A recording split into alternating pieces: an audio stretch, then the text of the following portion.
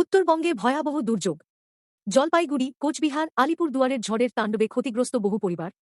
বিশেষ বিমানে উত্তরবঙ্গে গেছেন মুখ্যমন্ত্রী। দেখা করেছেন ক্ষতিগ্রস্ত পরিবারগুলোর সঙ্গে। দুর্গতদের পাশে থাকার আশ্বাস দিয়েছেন।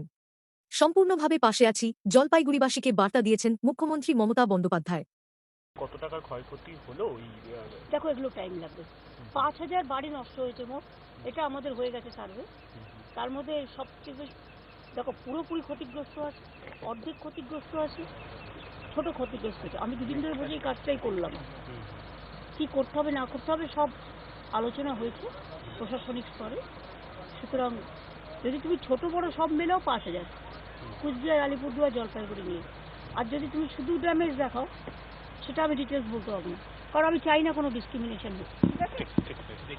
আর সবাইকে কিটসও দিয়ে দিচ্ছে প্রশাসন, যেটা হচ্ছে তার মধ্যে থালা, বাসন, কড়াই, ওই যে ডিটেলসটা থাকে ডিজাস্টারের। আর ডিজাস্টারের প্রিন্সিপাল সেক্রেটারি দুষ্মন্ত এখানে আছে। দুষ্মন্ত নারিয়ালের সাথে কালকে আমার আলিপুরদুয়ারে দেখা হয়েছে, ওরা সব সার্ভে করছে। তারপরে ধরো ওই ঝড় চলে গেছে কিছু চাষের জমিতে, যারা বিভিন্ন সবজি করে, সেগুলো নষ্ট হয়েছে, সেগুলো কৃষি দপ্তর প্রশাসন দেখে নেবে।